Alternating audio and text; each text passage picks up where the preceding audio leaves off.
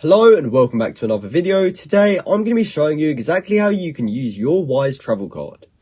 Now, if you didn't actually know what the Wise travel card is, it's a prepaid currency card that you can use for your travels. So how do we actually go about using it? To start with, you'll need to come over to Wise's website and you'll need to head over to the page that I'm on now, which is titled Travel Money Card.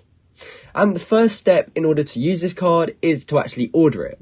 So what we want to do is scroll down and look for this Get Your Card Now button, and we can simply just click that and then log into our account to order our card.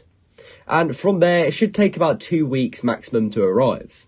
So from there, we can actually activate any of the 40 plus currencies that Wise offers, and we just have to simply top up our account.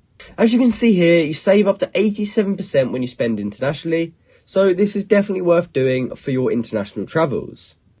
So as we can see down here, we can use the app to top up and convert in real time. And from there, once you've converted it, you can just make payments like how you would with a normal card. However, this isn't any old normal card, as you do get all these added benefits included. Another one of those benefits is right here, ATM withdrawals.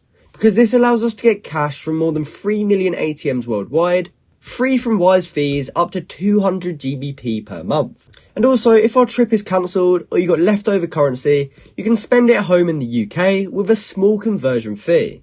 Now, if you've ordered the card and you are travelling before it will actually arrive, luckily we can instantly add it to our Google Pay or Apple Pay. And this will allow us to use a digital version of the card straight from our phone. And from there, you can pay like how you normally would with contactless.